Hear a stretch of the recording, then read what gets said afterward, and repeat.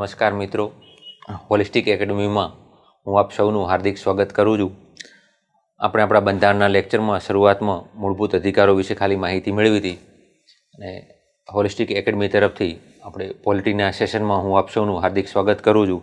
આપ સૌને ખબર છે કે ગુજરાત સરકાર તરફથી ઘણી બધી જાહેરાતો પ્રસિદ્ધ કરવામાં આવી છે, જેમાં પંચાયત તલાટી છે, પંચાયત ક્લાર્ક છે, આ ઉપરાંત જીપીએસસીની જે મેઇન્સ એક્ઝામ છે એના મેઇન્સના ફોર્મ ભરાઈ ગયા છે અને મેઇન્સ હવે ડ્યુ છે, ડેટ આવશે એટલે ખબર. એટલે કહેવાનો અર્થ એવો છે 1-2 મહિનામાં બધી એક્ઝામો કન્ડક્ટ થવા જઈ રહી છે. ત્યારે આપણે પોલિટીના જે 2 લેક્ચર છે આપણે ભણ્યા છીએ, પરંતુ જે બંધારણના લેક્ચર છે એની આજે આપણે અહીંથી શરૂઆત કરીએ છીએ. તો સૌપ્રથમ બંધારણ શું છે અને બંધારણ કેમ જરૂરી છે, એટલે અને આપણું બંધારણ જે છે એની જે ઐતિહાસિક પૃષ્ઠભૂમિ છે કે જ્યાંથી બંધારણ રચનાની શરૂઆત થઈ, અથવા આપણું જે આજનું બંધારણ છે હાલની તારીખમાં એ કેવી રીતે બન્યું, અથવા એની ઇતિહાસ શું છે, અથવા એનો ઇતિહાસ શું છે, એ કેવી રીતે રચાયું છે, કેવી કેવી ઘટનાઓ બની, એની આજે આપણે જાણકારી મેળવીએ. તો આપ સૌનું ધ્યાન અહીંયા આપણે બંધારણની જે ઐતિહાસિક પૃષ્ઠભૂમિ છે એ જોઈએ કે ભારતના જે આજનું બંધારણ આપણે ભણીએ છીએ એ તમે એની જે પણ રેફરન્સ બુક વાંચતા હો, બરાબર છે, એ કેવી રીતે અમલમાં આવ્યું, આજનું જે બંધારણ આપણે ભણીએ છીએ એ કેવી રીતે અમલમાં આવ્યું, એની શરૂઆત ક્યાંથી થઈ એ જોઈએ. આપણા પહેલું તો એ જોઈએ કે બંધારણ શું છે. જેમ આપણા શરીરનું બંધારણ છે, આપણે કહીએ છીએ કે આપણા શરીરનો જે બેઝિક એકમ છે એ કોષ છે, કે આપણું શરીર જે નાના નાના કોષનું બનેલું છે. તો આપણું જે બંધારણ છે, ઠીક છે, એ કેટલાક નિયમો અને કાયદાનો સેટ છે કે જેના દ્વારા દેશ ચલાવાય છે. કેટલાક નિયમો કાયદાઓ એનો જે સેટ છે કે જે દેશની કોઈ પણ વૈધાનિક સંસ્થા દ્વારા બનાવવામાં આવે છે એને આપણે બંધારણ કહીએ છીએ. બંધારણની અલગ અલગ વ્યાખ્યાઓ છે. કોઈ નિયમોનો સંગ્રહ કે કોઈ કાયદાઓનો સંગ્રહ કે કોઈ દેશ ચલાવવા માટે માર્ગદર્શક નિયમો કહે છે, કોઈ એને લો ઓફ ધ લેન્ડ કહે છે. એ બંધારણ માટે અલગ અલગ શબ્દો અથવા પ્રયોજનો વપરાય છે. તો આપણે સૌપ્રથમ જોઈએ કે અહીંયા પહેલાં રાજાશાહી ચાલતી હતી, કે જ્યારે અંગ્રેજો આવ્યા એની પહેલાં સલ્તનત ને મૌર્ય અને ગુપ્ત એવા ઘણા બધા યુગો થઈ ગયા. કોઈને કોઈના રીતે એમનું બંધારણને શાસન રહ્યું છે. તો આપણો જે દેશ ચલાવવા માટેનો જે મૂળભૂત દસ્તાવેજ છે, દેશ ચલાવવા માટેનો, અથવા રાજ્ય શબ્દ પ્રયોગ જોઈશું, તો રાજ્ય ચલાવવા માટેનો જે મૂળભૂત દસ્તાવેજ છે, શું છે, રાજ્ય ચલાવવા માટેનો મૂળભૂત દસ્તાવેજ છે એને આપણે શું કહીશું, બંધારણ કહીશું. રાજ્ય ચલાવવાનો મૂળભૂત દસ્તાવેજ, રાજ્યના શાસનનો મૂળભૂત દસ્તાવેજ.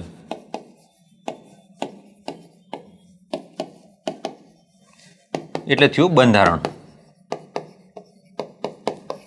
ઠીક છે. સૌપ્રથમ અહીંયા આપણને 1600માં ખબર છે, આપણે બંધારણનો વિકાસનો ઇતિહાસ જોઈએ છીએ અથવા બંધારણની ઐતિહાસિક પૃષ્ઠભૂમિ જોઈએ છે. સૌપ્રથમ અહીંયા જે બ્રિટિશ ઈસ્ટ ઇન્ડિયા કંપની છે અહીંયા 1600માં વેપાર કરવા આવે છે અને એમનો પરવાનો છે એ જહાંગીર આપે છે, ટોમસ રોને આપે છે. થોમસ રો અથવા ટોમસ રો જે કહો, એ સૌપ્રથમ અહીંયા સુરતમાં કોઠી સ્થાપે છે અને એમને અહીંયા વેપાર કરવાનો પરવાનો મળે છે. એટલે ઈસ્ટ ઇન્ડિયા કંપની પ્રારંભિક કેવી કંપની છે, એક વેપારી કંપની છે. ઈસ્ટ ઇન્ડિયા કંપની કેવી છે, વેપારી કંપની છે, એ વેપાર કરવા આવે છે. અને હળવે હળવે કેવી રીતે એક વેપારી કંપનીમાંથી એક શાસન કંપની બને છે અને ભારતને એક લાંબા સમય સુધી ગુલામીમાં રાખે છે. અને પછી કેવી રીતે આપણું જે ભારત છે એ આઝાદ થવા માટેની જે એક લાંબી આઝાદીની લડાઈ લડાય છે અને એ દરમિયાન આપણો જે બંધારણનો વિકાસ થાય છે, જે ઘટનાઓ બને છે એ આપણે જોઈશું. તો ઈસ્ટ ઇન્ડિયા કંપનીને અહીંથી એમને વેપાર કરવાનો પરવાનો જહાંગીર જોડેથી મળી જાય છે, બરાબર છે. અને સૌપ્રથમ અહીંયા આવતા અલગ અલગ જગ્યાએ કોઠીઓ સ્થાપે છે. અને જે બંગાળા છે, આજનું જે આપણે પશ્ચિમ બંગાળા કહીએ છીએ, જે કલકત્તા જે તે ટાઈમે આપણી રાજધાની દિલ્હી તો 1911માં સ્થાપિત થઈ, એ પહેલાં જે મેઇન કેન્દ્ર હતું એ કલકત્તા હતું. એટલે સૌપ્રથમ કંપની ત્યાં કિલ્લેબંધી કરે છે કલકત્તા આજુબાજુ. અને જે 1757માં જે સિરાજુદ્દૌલા છે એ કિલ્લેબંધીને તોડી પાડવાનો આદેશ અપાય છે અને એમાંથી પછી એક જામે છે પ્લાસીનું યુદ્ધ 1757માં થાય છે. ઠીક છે. પરિણામે કંપની જીતી જાય છે. રોબર્ટ ક્લાઇવને એ બધાના દગાના લીધે, અમીચંદ શેઠને એ ઇતિહાસની વાતો છે આપણે આમાં બહુ નહીં કરીએ, પણ ખાલી આપણા ભાગનું છે તો આપણે ભણી લઈએ છીએ. 1757માં સિરાજુદ્દૌલા અને સામે રોબર્ટ ક્લાઇવ વચ્ચે યુદ્ધ જામે છે અને અંગ્રેજો જીતી જાય છે. ઠીક છે.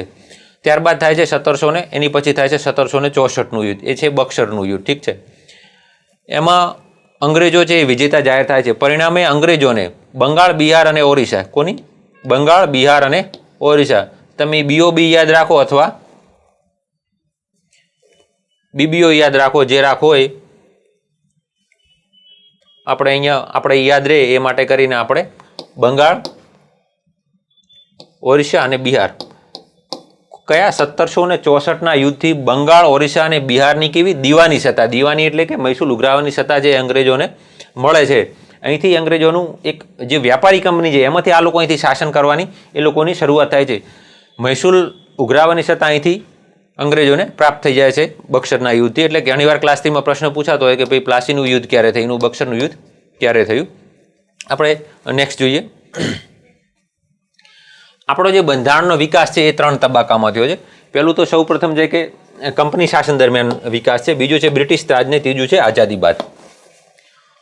આઝાદી બાદ કેવી રીતે બંધારણનો વિકાસ થયો, આઝાદી બાદ પણ ઘણીવાર બંધારણમાં સુધારા થયા છે, એમેન્ડમેન્ટ થયા છે, ઠીક છે, આપણી સંસદ દ્વારા વાત છે, એ પછી ભણીશું. પણ સૌ પ્રથમ આવે છે કંપની શાસન દરમિયાન. કંપની શાસન એટલે કે 1757 થી 1857 સુધી, ઠીક છે. 1757 એટલે કે પ્લાસીના યુદ્ધથી લઈને 1857 એટલે કે 1858નો જે વિપ્લવ થયો ત્યાં સુધી કંપની શાસન દરમિયાન જે કંઈ બંધારણનો વિકાસ થયો. ત્યારબાદ છે બ્રિટિશ રાજ. 1858 થી અહીંથી ઈસ્ટ ઇન્ડિયા કંપનીનું શાસન સમાપ્ત થઈ જાય છે. ઈસ્ટ ઇન્ડિયા કંપનીનું શાસન સમાપ્ત થઈ જશે. અહીંથી શાસન શરૂ થશે બ્રિટિશ રાજ, એટલે કે ડાયરેક્ટ બ્રિટિશ ગવર્મેન્ટનું શાસન, રાણી વિક્ટોરિયાના શાસન હેઠળ અહીંથી શાસન શરૂ થશે. આ બ્રિટિશ રાજ છે. અને આ છે આઝાદી બાદ, એટલે કે 1947 બાદ, 15મી ઓગસ્ટ 1947 આઝાદી. આઝાદી બાદ આપણા બંધારણનો જે વિકાસ થયો છે એ આપણે ભણીએ. આપણા બંધારણનો વિકાસ 3 તબક્કામાં થયો છે. આ તો ક્યારેક મેન્સમાં પૂછાય તો કામનું છે કે ભાઈ આપણો બંધારણ છે એનો વિકાસ છે અથવા તબક્કાઓ છે એક વિગતે સમજાવો. હાર્ડલી પૂછાવો પ્રશ્ન, પણ ક્યારેક પૂછી પણ લે તો આપણને ખબર હોવો જોઈએ કે ભાઈ આ 3 ફેજમાં આપણો બંધારણનો વિકાસ થયો છે. તો સૌ પ્રથમ આપણે ભણીએ કે કંપની શાસન દરમિયાન. તો એ કયો ફેજ છે? 1757 થી લઈને 1857 દરમિયાન. સૌ પ્રથમ જે ઈસ્ટ ઇન્ડિયા કંપની છે એ અહીંયા એક વ્યાપારિક કંપની તરીકે આવી છે, પરંતુ એ ધીમે ધીમે વિવિધ પ્રદેશો જીતે છે એમ અહીંયા પોતાનું શાસન સ્થાપે છે. જેમ આપણે 1764માં જે બક્સરનું યુદ્ધ જોયું એનાથી એમને BOB એટલે બંગાળ, ઓરિસ્સા અને બિહારની દીવાની સત્તા મળે છે. પછી હવે તકલીફ એવી થાય છે કે જે ટાઈમે એક્ઝિક્યુટિવ એટલે કે કારોબારી કંપની ઉપર કોનું નિયંત્રણ હોય છે? કારોબારીનું નિયંત્રણ હોય છે. કંપની વતીના જે એમનું કોર્ટ ઓફ ડાયરેક્ટર હોય છે એ જે અધિકારીઓ અહીંયા નિમે છે એ અહીંયા કંપનીનું શાસન ચલાવે છે. એટલે સૌપ્રથમ આ કંપનીના જે વ્યાપારિક કાર્યો છે, કેવા કંપનીના જે વ્યાપારિક કાર્યો છે એને નિયંત્રણમાં લાવવા માટે કરી અને સૌપ્રથમ બ્રિટિશની સંસદમાં નિયામક ધારો 1773, કયો ધારો? નિયામક ધારો.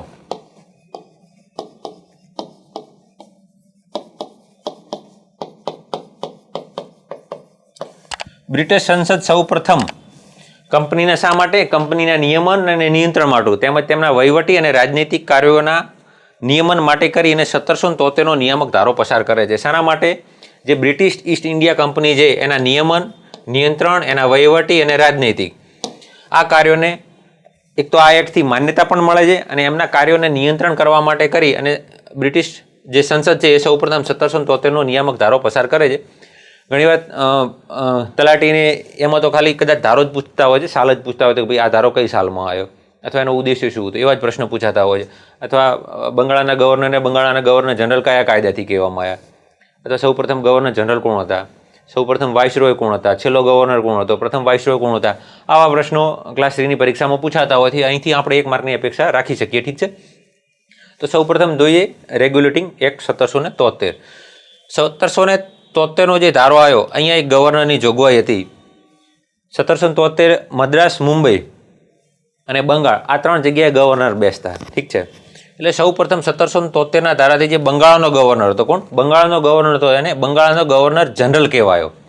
બંગાળનો ગવર્નર હતો એને બંગાળનો ગવર્નર જનરલ કહેવાયો. ખાલી પાછળ જી લાગે છે. શું લાગે છે? બંગાળના ગવર્નરને હવેથી બંગાળના ગવર્નર જનરલ એવું હોદ્દાનું નામ ચેન્જ કરાયું, ઠીક છે.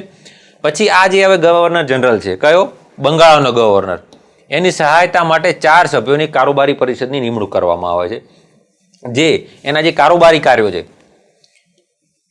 અહીંથી જે કેન્દ્રીય વહીવટ એટલે કે જે બંગાળ છે એના સિવાય જે મદ્રાસ અને મુંબઈ છે એમની પાસે ધીમે ધીમે અહીંથી સત્તાઓ એટલે કે કેન્દ્રીકરણની શરૂઆત થાય છે.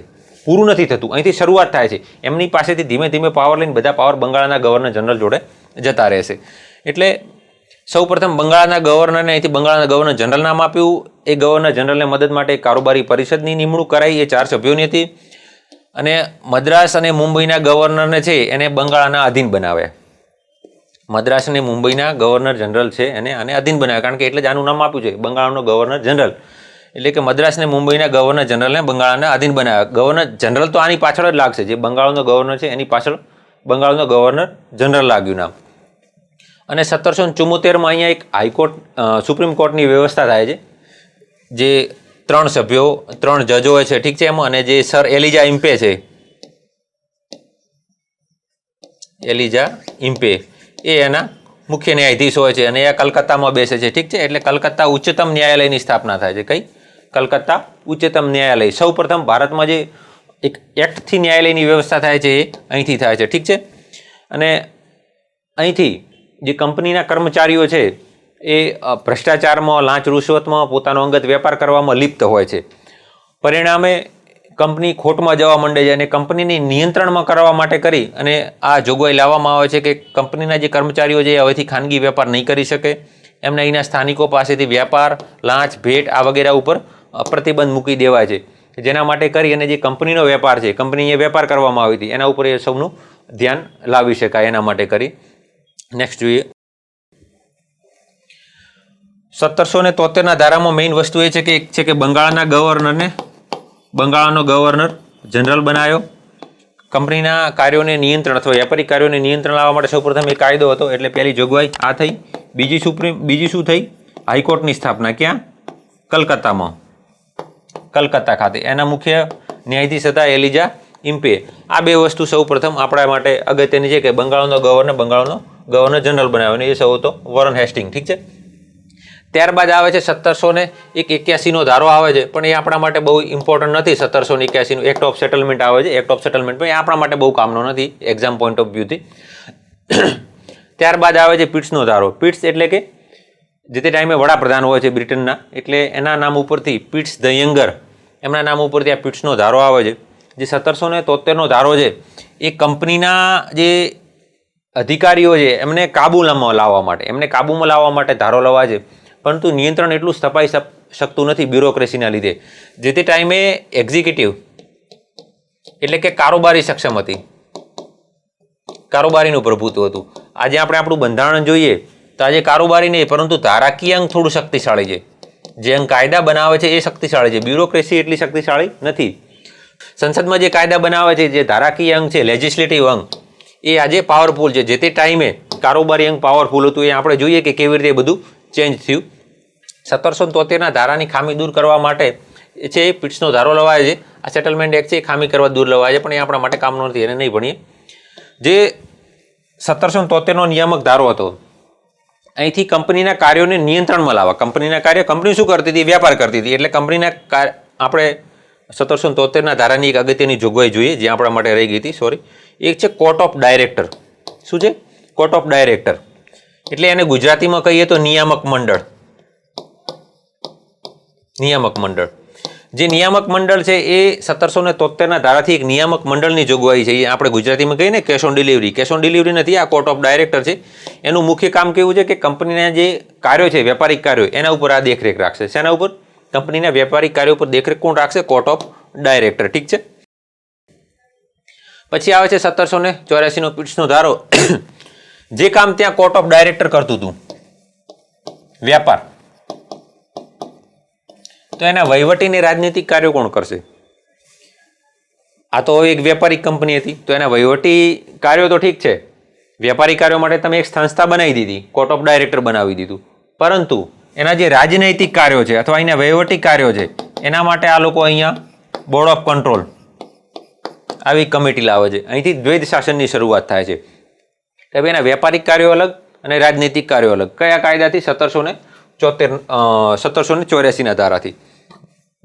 એટલે કે કંપનીના વાણિજ્યિક એટલે વેપાર લગતા એ લોકો જે અહીંયા ચા, મરી મસાલા, કાપડ, ગળી જેનો વેપાર કરતા હતા એ કાર્યો અને એના રાજનૈતિક કાર્યો.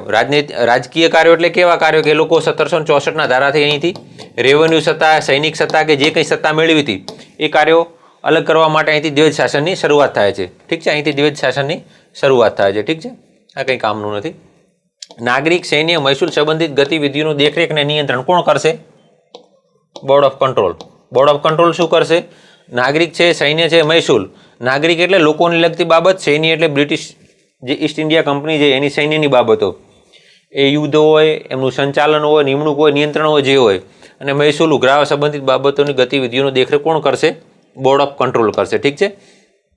અને અહીંથી ઈસ્ટ ઇન્ડિયા કંપની જે વેપારી કંપની હતી એ બ્રિટિશની સંસદને ગાંઠતી નથી, એટલે એના માટે કરી અને કાયદા દ્વારા એ લોકો જે ભારતમાં જે ઈસ્ટ ઇન્ડિયા કંપનીનો ક્ષેત્ર હતો એને સૌપ્રથમ એવું કીધું કે બ્રિટિશ આધિપત્ય હેઠળનું ભારત ગણાશે. કેવું? બ્રિટિશ આધિપત્ય હેઠળનું ભારત ગણાશે. કયો વિસ્તાર? કે જે કંપનીના શાસન હસ્તક છે એ. એટલે સૌપ્રથમ અત્યાર સુધી આપણે કહેવાતા હતા કે ભારતીય લોકો અથવા હિન્દુસ્તાન કે જે તે ટાઈમે જે નામ હોય, ઠીક છે, તો એને બ્રિટિશની સંસદમાં કાયદો પસાર કરીને એમણે જ નક્કી કરી નાખ્યું કે ભાઈ જે ઈસ્ટ ઇન્ડિયા કંપની છે એના હસ્તકનો જે વિસ્તાર છે એને હવે બ્રિટિશ અધિકૃત ભારત કહેવાશે. બ્રિટનનું અધિકૃત કરેલું ભારત અથવા જેના ઉપર બ્રિટનની સત્તા છે એવું ભારત. એટલે કે અહીંથી કંપનીના કાર્યો અથવા કંપનીની જે સત્તા છે એ ધીમે ધીમે ઓછી કરવાનો પ્રયાસ થાય છે અને કેન્દ્રીકરણની દિશામાં પ્રયાસ ચાલે છે. ત્યારબાદ આવે છે 1813નો ચાર્ટર એક્ટ. આ બધા છે એ ચાર્ટર એક્ટ છે. 1773નો છે એ નિયામક ધારો હતો અને 1784 આ બધા ચાર્ટર એક્ટ આવશે હવેથી. 1813થી લઈ અહીંથી કંપનીને દર 20 વર્ષનો પરવાનો મળે છે. દર 20 વર્ષ કંપની જે વેપાર કરવાનો પરવાનો છે બ્રિટિશ સંસદ દર 20 વર્ષ એવી રીતે વધારતી જાય છે. ઠીક છે. ત્યારબાદ આવે છે 1813નો ધારો. 1813નો ધારો છે એની જે મુખ્ય જોગવાઈઓ છે આપણે જોઈએ. અહીંથી જે ઈસ્ટ ઇન્ડિયા કંપની છે એને વેપાર કરવાનો એકાધિકાર હોય છે. ઈસ્ટ ઇન્ડિયા કંપની જેવી તો બ્રિટનમાં અનેક કંપનીઓ હોય છે જે અલગ અલગ, કોઈ ફ્રેન્ચ છે, કોઈ ચાઇના છે, કોઈ સાઉથના દેશો છે, કોઈ આફ્રિકાના દેશો છે. ત્યાં અલગ અલગ આ લોકોએ કોલોની બનાવેલી હોય છે જે કોલોનાઇઝેશન કહીએ છીએ. અંગ્રેજો જ્યાં જ્યાં ગયા તેને આપણા સંસ્થાન બનાવી દીધા. ત્યાંથી કાચો માલ તે લાવે અને તૈયાર માલ કરીને પાછો જે તે દેશમાં મોકલી આપે. આવી તો ઘણી બધી કંપનીઓ હતી. એટલે 1813નો ધારો છે એના દ્વારા, ચાર્ટર એક્ટ છે એના દ્વારા ઈસ્ટ ઇન્ડિયા કંપનીનો છે એમાં વેપાર ભારતમાંથી કરવાનો એકાધિકાર સમાપ્ત કરી દીધો. આટલા દિવસ એવું હતું કે ભારતમાં જે વેપાર કરે છે એ માત્ર ને માત્ર ઈસ્ટ ઇન્ડિયા નામની કંપની કરશે, બીજી બ્રિટનની કોઈ કંપની નહીં કરી શકે. એમને વેપારનો એકાધિકાર આપવામાં આવે છે. અહીંથી 1813ના ધારાથી કંપનીને વ્યાપારિક કંપની બંધ કરીને માત્ર ને માત્ર કેવી કંપની બનાવી દેવામાં આવે છે? વહીવટી અથવા રાજનૈતિક. જે એક સમય અહીંયા વેપાર કરવા માટે કંપની આવી હતી એને કાયદા દ્વારા ધીમે ધીમે એ લોકોએ વહીવટી બનાવી દીધી અને અહીંથી જે શાસનની છે એ શરૂઆત થઈ ગઈ ઓફિશિયલી. ઠીક છે. અને માત્ર ચા, ચીન અને ચાઇના, ચા અને ચીન અને એક બીજી વસ્તુ આવે છે અફીણ. ચા, ચાઇના અને અફીણ, આ ત્રણ વસ્તુમાં કંપનીની મોનોપોલી રહે છે. મોનોપોલી એટલે એકાધિકાર. આ ત્રણ જગ્યાએ વેપાર અથવા ચા, અફીણ, આ બે વસ્તુમાં બ્રિટિશ કંપની છે, બ્રિટિશ ઈસ્ટ ઇન્ડિયા કંપની, એમનો એકાધિકાર છે. બીજી કોઈ બ્રિટનની કંપની અહીં નામો વેપાર નહીં કરી શકે. અત્યાર સુધી કેવું હતું? કોઈ પણ વેપાર માત્ર ને માત્ર ઈસ્ટ ઇન્ડિયા કંપની કરશે. એની જગ્યાએ હવે ચા અને અફીણનો વેપાર છે એનો પરવાનો એકાધિકાર એ માત્ર ઈસ્ટ ઇન્ડિયા કંપની જોડે રહ્યો. અને ચાઇનામાં પણ એમની મોનોપોલી રાખી. અહીંથી એ લોકોને ધર્મ પ્રચાર કરવાની છૂટ આપવામાં આવે છે કે બિશપ એટલે કે જે મિશનરીઓ છે એમને છે એ ભારતમાં ધર્મ પ્રચાર કરવાની છૂટ આપવામાં આવે છે. અને સૌપ્રથમ 1813ના ધારાથી ભારતમાં શિક્ષણનો કંઈક વિકાસ થાય એના માટે કરીને 1 લાખ રૂપિયાની જોગવાઈ અથવા ગ્રાન્ટ ફાળવવામાં આવે છે, જેથી કરી અને અહીંની જે શૈક્ષણિક કાર્યો છે એને વૃત્તિ આપી શકાય અથવા એમને જે જોઈએ છે ક્લાર્કો અહીંના જે વહીવટ છે એ સમજવા માટે અથવા અહીંના લોકોને સમજવા માટે, સંસ્કૃતિ સમજવા માટે કરીને જે અહીંના જાણકાર લોકોની જરૂર છે એ ક્લાર્કો માટે કરી અથવા એવા મેકોલે જેવું જે શિક્ષણ કહીએ એના માટે કરીને અહીંયા 1 લાખની જોગવાઈ કરવામાં આવે છે. ઠીક છે. એ શિક્ષણ માટે અહીંથી અનામત રખાય છે. એટલે આમાંથી આપણા માટે ઇમ્પોર્ટન્ટ શું છે કે કંપની અહીંથી માત્ર ને માત્ર રાજનૈતિક કાર્યો, એટલે ટૂંકમાં આપણે યાદ રાખવાનું છે કે કંપનીના વેપારિક કાર્યો 1813ના ચાર્ટર એક્ટથી બંધ કરવામાં આવ્યા અને કંપની માત્ર ને માત્ર રાજનૈતિક કાર્યો કરશે. એ વ્યાપારિક ગતિવિધિ કંપનીને અહીંથી બંધ કરાવી દેવામાં આવે છે. અને બીજું કેવું છે કે ભાઈ મોનોપોલી હતી ચા, ચાઇના અને અફીણ સિવાયની, એ રદ કરી દેવામાં આવી. ઠીક છે. નેક્સ્ટ ત્યારબાદ આવે છે 1833નો ધારો. એને આપણે ચાર્ટર એક્ટ છે, પણ એને આપણે સેન્ટ હેલેના, એક આઇલેન્ડ છે એના નામ ઉપરથી સેન્ટ હેલેના એક્ટ પણ કહેવામાં આવે છે. ઠીક છે, આ છે કેન્દ્રીકરણની દિશામાં બહુ અગત્યનું પગલું છે. ધીમે ધીમે કેન્દ્રીકરણ થાય છે, પરંતુ એક ફાઇનલ છે, જે ટોચ કહીએ ને કેન્દ્રીકરણની, એ અહીંયા ટોચ આવે છે કેન્દ્રીકરણની દિશામાં. ઠીક છે, અત્યાર સુધી આપણે 1773ના ધારામાં જોયું કે જે બંગાળનો ગવર્નર હતો એને એનો હોદ્દો બદલીને ગવર્નર જનરલ ઓફ બંગાળ કરી દીધું. ઠીક છે, બંગાળના ગવર્નરને બદલીને બંગાળના ગવર્નર જનરલ છે. આ બંગાળનો ગવર્નર છે, એનો હોદ્દો બદલી અને બંગાળનો ગવર્નર જનરલ. આ કયો? 1773નો ધારો. 1773ના રેગ્યુલેટિંગ એક્ટથી બંગાળના ગવર્નરને જે હોદ્દો છે એ બદલીને બંગાળનો ગવર્નર જનરલ બન્યો. એવું કોણ હતું? વોરન હેસ્ટિંગ હતો. ઠીક છે, ત્યારબાદ 1833માં જે બંગાળનો ગવર્નર જનરલ છે એને હવે સમગ્ર ભારતનો ગવર્નર જનરલ બનાવી દીધો. આગળથી બંગાળ હટાવી દીધું, એને હવે સમગ્ર ભારતનો ગવર્નર જનરલ બનાવી દીધો અને એનામાં તમામ કાયદા બનાવવાની સત્તા છે એનામાં નિહિત કરવામાં આવી. એટલે કે જે મદ્રાસ અને મુંબઈ છે એમના જે કાયદા બનાવવાની સત્તા છે અહીંથી પાછી ખેંચી લેવાય. કયા ધારાથી? એટલે આપણે એને કેન્દ્રીકરણ કહીએ. કેન્દ્રીકરણ શા માટે કહીએ છીએ? કે ભાઈ આટલા સમય દરમિયાન મદ્રાસ અને મુંબઈ છે એક સ્વાયત્ત ટાઈપ હતા. ઠીક છે, 1773માં આમના હેઠળ જ મુકાયા હતા, પરંતુ હજી કાયદા બનાવવાના સત્તા એમને અપાયેલી હતી. એ આ કાયદાથી લઈ લેવામાં આવે છે અને બંગાળના ગવર્નર જનરલને હવે સમગ્ર ભારતનો ગવર્નર જનરલ બનાવવામાં આવે છે. સંપૂર્ણ સૈન્ય, મહેસૂલ, નાગરિક તમામ સત્તાઓ છે એ હવે ભારતના ગવર્નર જનરલને સોંપી દેવામાં આવે છે. ઠીક છે, એટલે ગવર્નર જનરલને સૈન્ય અને નાગરિકને કાયદા બનાવવાની સંપૂર્ણ સત્તા પ્રાપ્ત થાય છે સમગ્ર ભારત માટે. માત્ર બંગાળ નહીં, મદ્રાસ, મુંબઈ ને બંગાળ તમામ વિસ્તાર આવી ગયો કે જ્યાં બ્રિટિશ અધિકૃત ભારત અથવા તો ઈસ્ટ ઇન્ડિયા કંપનીનું શાસન છે. એટલે મદ્રાસ અને મુંબઈના ગવર્નર જનરલની કાયદા સંબંધિત સત્તાથી એમને વંચિત રાખી દેવામાં આવ્યા. ઠીક છે, અને સૌ પ્રથમ 1833માં આ જે ધારો છે ચાર્ટર એક્ટ 1833, એ ધારા દરમિયાન અહીંયા એક મેકોલે સમિતિની નિમણૂક થાય છે અને ભારતનું પ્રથમ કાયદા પંચ એ ક્યારે આવ્યું? 1837માં. આજે આપણે ભણીએ છીએ કાયદા પંચ, એની શરૂઆત 1833ના ધારાથી જે મેકોલે હતા એ પ્રથમ લો પંચના અધ્યક્ષ હતા અને એમણે અહીંથી જે ભારતમાં જે કાયદા હતા એને કોડિફિકેશન કરવાની શરૂઆત કરી. ઠીક છે, ત્યારબાદ વ્યાપારિક કાર્યો કંપનીને અહીંથી બંધ કરાવવામાં આવે છે. કંપનીને જે આપણે 1813માં જોયા, ઠીક છે, કે ત્યાં કંપનીનો જે એકાધિકાર હતો એ સમાપ્ત કરી દેવામાં આવે છે. ચા ચાઇના ઉપર તો હજી એમને છૂટ આપવામાં આવી હતી કે ભાઈ ચા ચાઇના અને અફીણ ઉપર વેપાર કરી શકે. ઠીક છે, અને અહીંથી તો એ પણ બંધ કરાવી દીધું કે ભાઈ ચલો હવે રાજકીય જ કાર્યો કરવાના છે, વેપાર કરવાનો જ નથી. ઠીક છે, અને સિવિલ સેવા માટે સૌપ્રથમ ખુલ્લી સ્પર્ધા.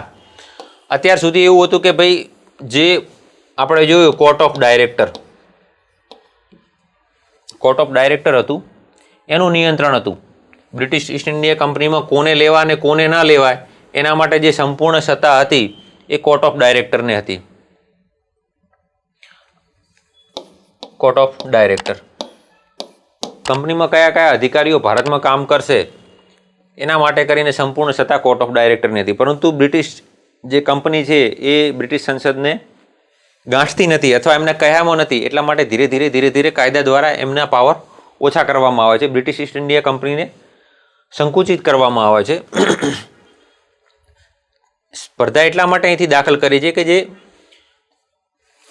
કોર્ટ ઓફ ડાયરેક્ટર છે એના દ્વારા જે અધિકારીઓ આવે છે એ કંપનીને વફાદાર હોય છે, નહીં કે બ્રિટિશ સંસદને. એટલે એમનું વર્ચસ્વ ઓછું કરવા માટે કરીને અને સિવિલ સેવા માટે ખુલ્લી સ્પર્ધાનું આયોજન કરાય છે કે જેના માટે ભારતીય લોકો પણ ભાગીદાર થઈ શકે. પરંતુ આ જે કોર્ટ ઓફ ડાયરેક્ટરની બોડી છે આનો બહુ સખત વિરોધ કરે છે. સખત એટલે જબરજસ્ત વિરોધ કરે છે, જેના માટે કરીને આ જે સિવિલ સેવા માટે ખુલ્લી સ્પર્ધાનું પ્રોવિઝન હતું એ કેન્સલ કરવું પડે છે. ઠીક છે, જે અહીંયા દાસ પ્રથા હતી, સ્લેવરી, શું કહેવાય છે? સ્લેવરી, એ અહીંથી સમાપ્ત કરી દેવામાં આવે છે અને 1829ના ધારાથી સતી પ્રથા પણ નાબૂદ કરી દેવામાં આવે છે. અને આવો ભારતનો સૌપ્રથમ ગવર્નર કોણ છે? William Bentinck. વિલિયમ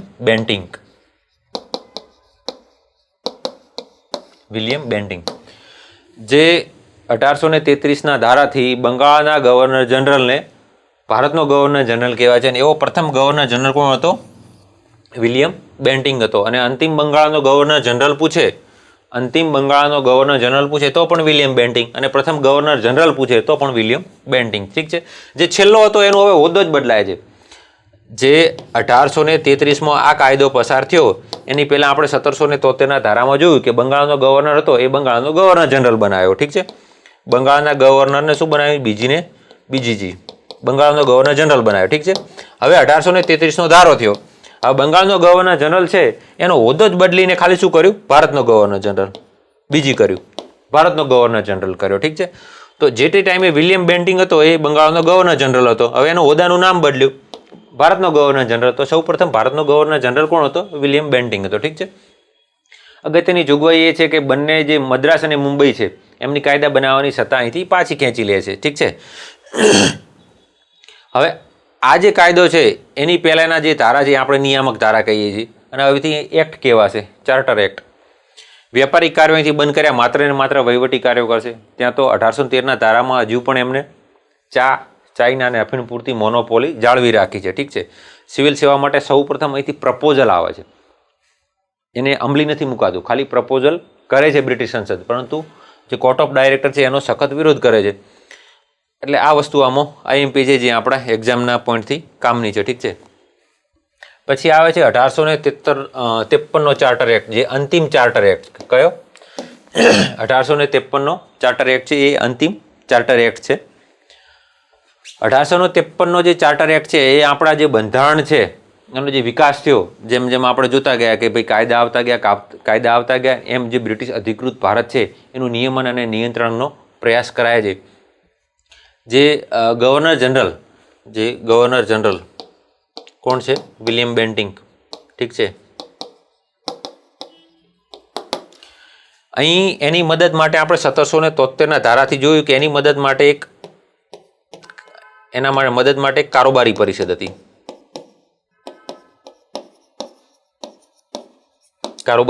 હતી.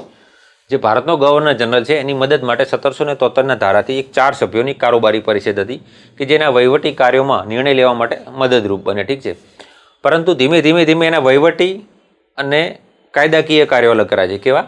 કાયદાકીય કાર્યોનું નામ જ આપણે હવે લીધું છે. આટલા સમય શું હતું? વહીવટી કાર્યો હતું. તો કાયદાકીય કાર્યો અલગ કરવા માટે અહીંથી 1853ના ધારાથી વહીવટી અને કાયદાકીય કાર્યો અલગ કરાય છે. ઠીક છે, જે ભારતનો ગવર્નર જનરલ છે એની પરિષદ છે કઈ છે? કારોબારી પરિષદ. કારોબારી અત્યાર સુધી એ કારોબારીનું કામ કરતું હતું, બંને મિક્સ હતું.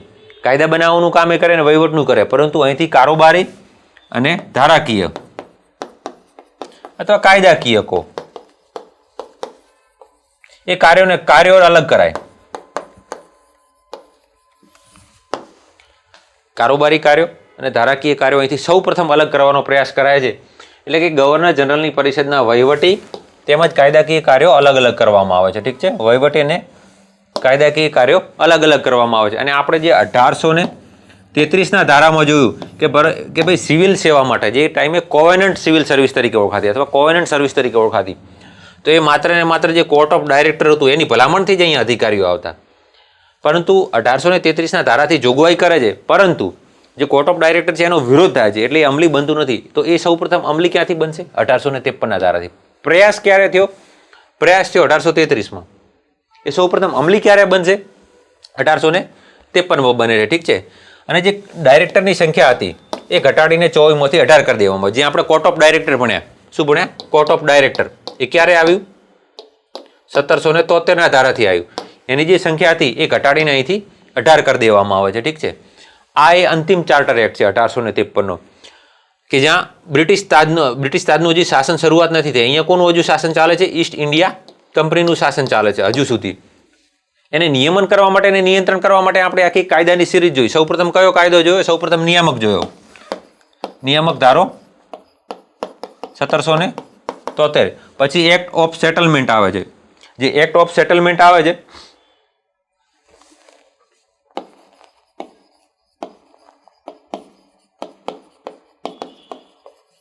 એ 1781 છે. આપણે એક્ઝામ પોઈન્ટ ઓફ વ્યૂથી એ કંઈ લાંબો ઇમ્પોર્ટન્ટ ધરાવતો નથી. ત્યારબાદ આવે છે 1784નો પીટ્સ ધારો. જે પીટ્સ છે એ બ્રિટનના વડાપ્રધાન હોય છે એટલે એમના નામથી પીટ્સ ધારો આવે છે. ઠીક છે, અહીંથી શું નવું આવે છે? જે ત્યાં આપણે કોર્ટ ઓફ ડાયરેક્ટર હતું એવું અહીંયા શું આવશે?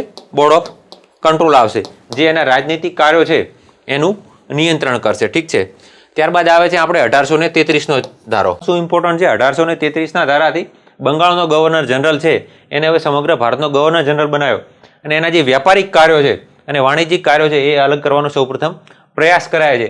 અને જે બ્રિટિશ ઈસ્ટ ઇન્ડિયા કંપની હતી એનો ચા, ચાઇના અને અફીણ આ પૂરતો જ એકાધિકાર રાખવામાં આવે છે, બાકીનો એકાધિકાર સમાપ્ત કરી દેવામાં આવે છે. ત્યારબાદ આવે છે 1853નો ધારો, આ છેલ્લો ચાર્ટર એક્ટ છે. આ મુખ્ય જોગવાઈ શું છે કે જે બંગાળનો ગવર્નર જનરલ છે એની જે પરિષદના જે કાર્યો છે, અત્યાર સુધી એક જ પરિષદ હતી કારોબારી પરિષદ, પરંતુ એ બંને કામ કરતી હતી. જે કારોબારી પરિષદ હતી એ બંને કામ કરતી હતી. શું કરતી હતી? કારોબારી એટલે કે વહીવટનું કામ પણ કરતી હતી અને ધારાકીય એટલે કે કાયદા બનાવવાનું પણ કામ કરતી હતી. એ કાર્યો અહીંથી અલગ કરાય છે. ઠીક છે. અને જે આપણે કોર્ટ ઓફ ડાયરેક્ટર જોઈ એની સંખ્યા ઘટાડીને 24થી 18 કરી દેવામાં આવે છે. અને જે સિવિલ સેવા માટે છે અહીંયા એક મેકોલે સમિતિનું ગઠન કરાય છે. અને ખુલ્લી જે સિવિલ પરીક્ષા છે, સિવિલ સેવકોને લેવા માટેની જે ઓપન પરીક્ષા છે કે જેમાં ભારતીયો પણ સામેલ થઈ શકે, ઠીક છે, એવી સૌપ્રથમ પરીક્ષાનું જે જોગવાઈ છે અહીંયા મેકોલે સમિતિ એટલે કે 1853ના ધારાથી શરૂઆત થઈ છે. આ સૌથી આઈએમપી ફેક્ટ છે. અને એના માટે કયા કમિશનની ભલામણ હતી? તો લી કમિશન. ત્યાં કે એક્ઝામમાં પૂછાય ઓપ્શનમાં કે ભાઈ લી કમિશન કઈ બાબત સાથે સંકળાયેલું હતું? તો જે લી કમિશન છે એ જાહેર સેવા આયોગ એટલે કે જે તે ટાઈમે 1853માં જે ખુલ્લી સ્પર્ધા લેવાની જોગવાઈ હતી એ તો લી કમિશને ભલામણ કરેલી હતી. ઠીક છે. એટલે બંધારણનો જે રચના અથવા ઇવોલ્યુશન કહીએ એ 1853 સુધી કેવી રીતે થયું એ આપણે જોયું. અને આ દરમિયાન અહીંયા આપણે જે એક આઝાદીની લડત હતી એ પણ અહીંયા સુધી શરૂઆત થઈ ચૂકી હતી. અને બ્રિટિશ ઈસ્ટ ઇન્ડિયા કંપનીના શોષણના લીધે અથવા એમની સામાજિક, આર્થિક અથવા ધાર્મિક અથવા રાજનૈતિક જે પણ તમે કહો એ કારણોસર અહીંયા વિદ્રોહ થતો ગયો, એમનો સખત વિરોધ થતો ગયો. એ નીતિઓના પરિણામે જે એ રોષ હતો અહીંના આપણા રાજા રજવાડાઓ છે, ઠીક છે, એમાં એક રોષ હતો. પરિણામે 1858માં ક્યારે 1858માં એક અહીંયા વિપ્લવ થાય છે. જે બ્રિટિશ ઈસ્ટ ઇન્ડિયા કંપની છે, બ્રિટિશ ઈસ્ટ ઇન્ડિયા કંપની છે એને ખુલ્લો પડકાર ફેંકાય છે. કોઈ એને વિદ્રોહ કહે છે અને કોઈ એને સ્વતંત્ર માટેની સૌપ્રથમ ચળવળ પણ કહે છે. ઠીક છે. એ અલગ અલગ છે. અમુક અલગ લેખકો હોય, અલગ અલગ એના માટેની જે છે એ પોતપોતાનો અભિપ્રાય આપ્યો છે. ઠીક છે.